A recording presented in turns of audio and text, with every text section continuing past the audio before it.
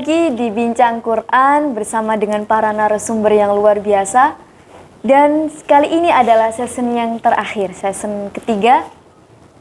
Sebelum kami menutup untuk Bincang Quran pada hari ini, saya ingin menanyakan kepada dua narasumber ini. Yang pertama Mbak, dari Mbak Aza ya.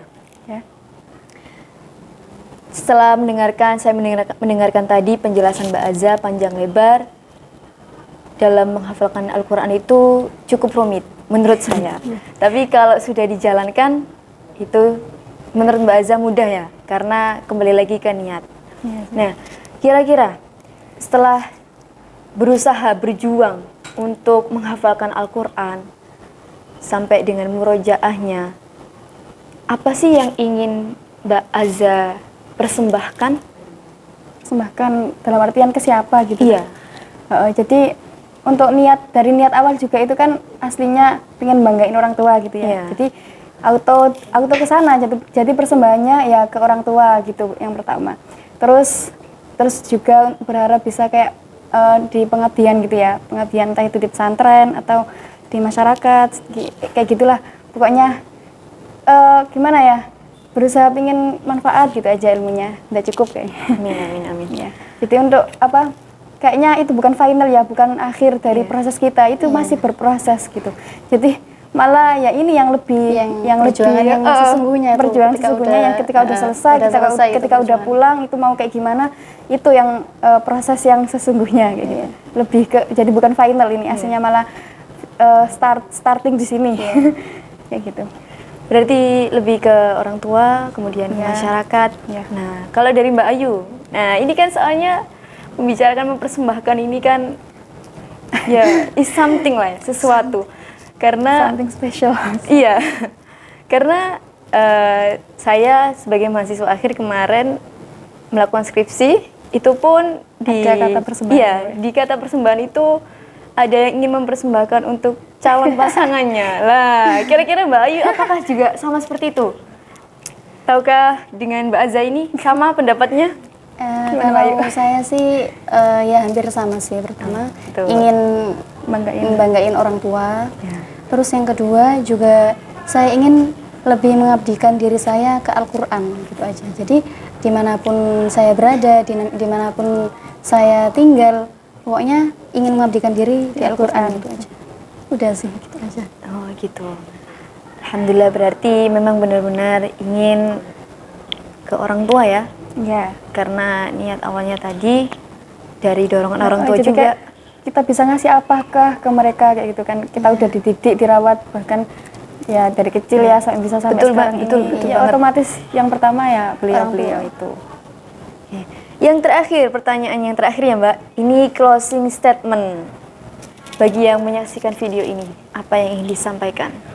Sampaikan apa? Pesan gitu ya? Iya, pesan ke para pemirsa, para penonton yang menyaksikan kami di sini. Silakan mungkin dari Mbak Ayu dulu. Oke. Kalau dari saya, pokoknya buat semua penghafal Al-Quran, terus semuanya lah, tetap semangat, jangan pernah putus asa, tetap deres. Soalnya penghafal Al-Quran itu yang wajib itu bukan lanyahnya, tapi deresnya. Jadi istiqomah deres, istiqomah murojaah. Kalau kita nggak jadi ya bisa nanti ke anaknya. Kalau anaknya nggak jadi ya ke saudaranya. Kalau saudaranya nggak jadi ya bisa ke keluarganya. Minimal ke tetangganya lah. Jadi tetap semangat murojaah, semangat deres, itu yang wajib. Ya, kalau pesan itu tadi kan untuk pesan para hafidh-hafidhoh. Kalau pesan untuk selain hafidh-hafidhoh yang menyaksikan tayangan ini, Mbak? Oh, untuk yang menyaksikan tayangan ini ya tetap deres Al-Quran minimal satu hari itu satu pojok lah. Satu pojok itu udah bagus kalau untuk kita semua umum. Jadi soalnya Al-Quran kan tetap pedoman buat orang Islam, buat kita semua. Jadi sesibuk apapun kita, gimana ya, pokoknya serumit jadwal apapun kita, tetap jangan lupa baca Al-Quran. Ya, karena bisa jadi obat juga kan kalau kita lagi kayak galau atau apa gitu. Kayaknya kalau ngaji itu kayak adem. Kalau dari Mbak Aza, Gimana pesan? iya, Untuk yang apa ya? Untuk yang mau ngafalin dulu ya. Iya. Mending kayak gitu ya, dimantapkan niatnya dulu. Jadi yang pertama ditata itu emang niatnya karena apa gitu ya. Pokoknya harus benar-benar lillah gitu ya. Nggak karena apa-apa, nggak karena apa-apa. Pokoknya lillah kayak gitu.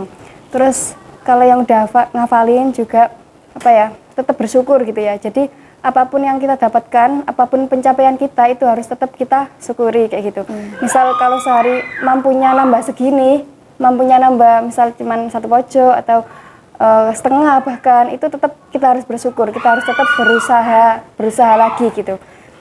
Dan istiqomah itu juga sih ya, cuman emang berat, cuman harus kita usahakan untuk istiqomah itu. Terus jangan lupa doa juga sih. Kalau saya itu kayak dari ngafalin dulu sampai sekarang itu ada sih doa yang saya istiqomahkan gitu, kayak yang dari kiai saya yang di Taman Beras itu sih. Jadi minta buat hafalannya itu lancar dan mungkin gitu ya, lancar dan menetap di hati kayak gitu. Itu tetap harus doa. Udah sih. Oke, terima kasih Mbak Aza dan Mbak Ayu yang sudah berkesempatan hadir di sini untuk memberikan pengalamannya dalam menghafalkan Al-Quran. Sangat luar biasa dan sangat memotivasi, khususnya buat saya yang bukan penghafal, tapi ya itu tadi ya Mbak Ayu benar, bukan penghafal tapi setidaknya harus setiap hari untuk membaca Al-Quran, karena Al-Quran adalah pedoman bagi umat Islam. Seperti itu. Baik, sudah di penghujung acara. Bagi teman-teman, penonton, semuanya, adik-adik, kakak, mbak, mas, dan lain sebagainya, terima kasih atas waktu dan kesempatan untuk menonton video ini. Jangan lupa untuk subscribe dan juga like kalau menyukai video ini. Terima kasih banyak ya Mbak, sekali lagi. Sama-sama Mbak. Semoga Maaf ya, kayak cuman gimana? Cuman cerita-cerita nggak jelas. Iya, nggak apa-apa. Semoga ceritanya bermanfaat untuk orang banyak. Amin amin ya rabbal alamin. Oke, itu saja yang kami sampaikan. Kurang lebihnya mohon maaf. Hadanallahu wa iyyakum ajmain. Wassalamualaikum warahmatullahi wabarakatuh. Waalaikumsalam. Dadah.